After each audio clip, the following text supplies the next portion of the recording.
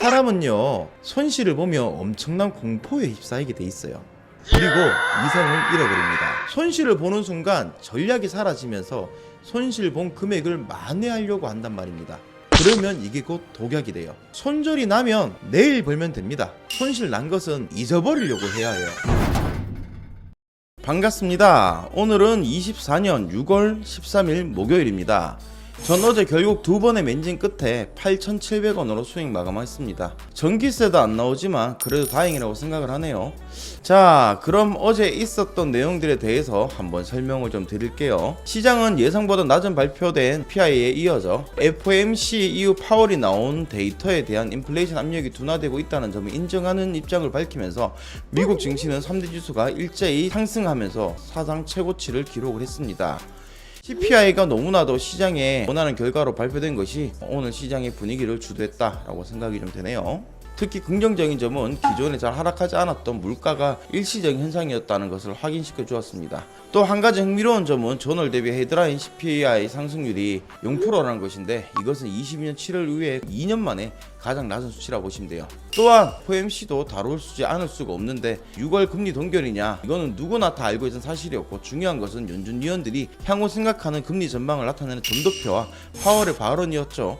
FOMC는 한마디로 요약하자면 전반적으로 긍정적이긴 하지만 CPI만큼 투자자들에 대한 기대를 만족시키지 못했다라고 할 수 있어요. 점도표상 가장 많은 점이 찍힌 부분이 4.75에서 5.0 연내 금리를 두 차례 인하할 것이라 전망을 하고 있었어요. 그런데 점도표를 평균치로 보게 되면요, 연내 1회 인하로 전망이 바뀐 것이라서 이것을 보고 시장이 장중 상승을 일부 반납하게 된 거예요.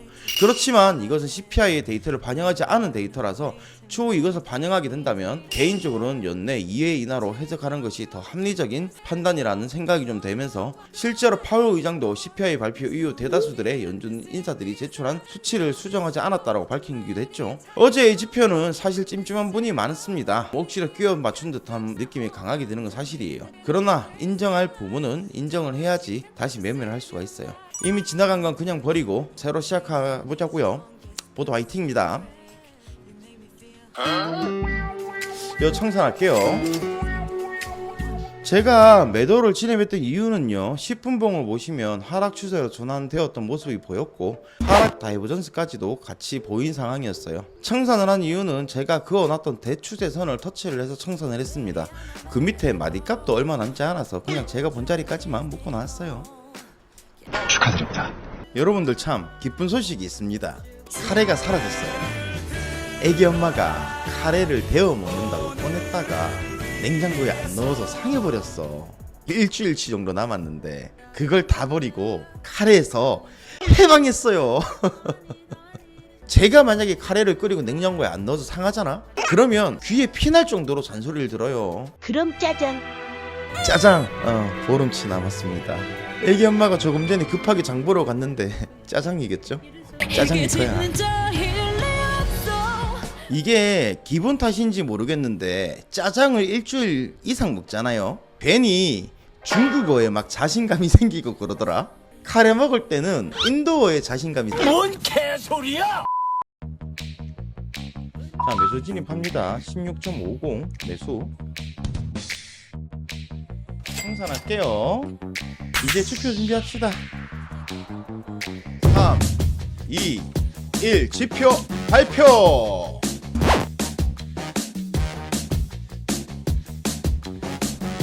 자, 매도 진입할게요. 69.50 매도.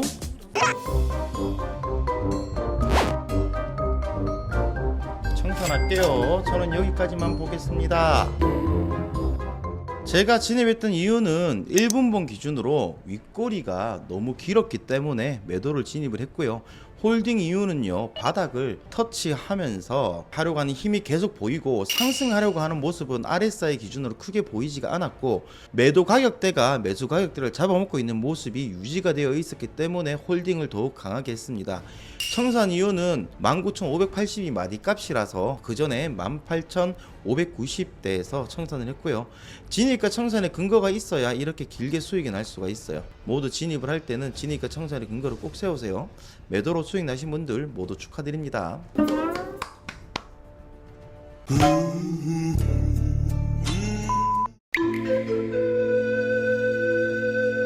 손실이 많이 컸던 분들이 많을 것 같아서요, 오늘 정보공유방에 올려드린 신법관리 중 제일 중요하다고 생각하는 것을 한번 설명드릴게요. 왜냐하면 정보공유방에 안 계신 분들도 계실 것 같아서요.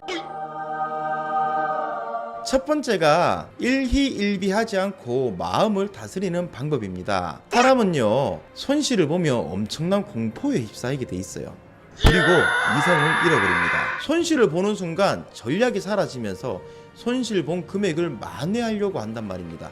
그러면 이게 곧 독약이 돼요. 손절이 나면 내일 벌면 됩니다. 내일도 안 되면 2일 뒤에 벌면 된다는 생각으로 손실 난 것은 잊어버리려고 해야 해요. 두 번째가 신법이 우선입니다. 신법이 99% 우선이 되어야 하고, 차트는 진입을 하기 위한 도구일 뿐입니다. 차트는 그냥 진입을 위한 도구이기 때문에 너무 기법에 집중하지 말기를 바래요. 신법을 이긴 자가 결국에는 수익을 만들어냅니다. 신법에서 무너져버리면 자리가 보이지도 않고 결국에는 손실로 가는 사람들이 많아요. 나스닥을 이기는 방법은 신법 말고는 없습니다.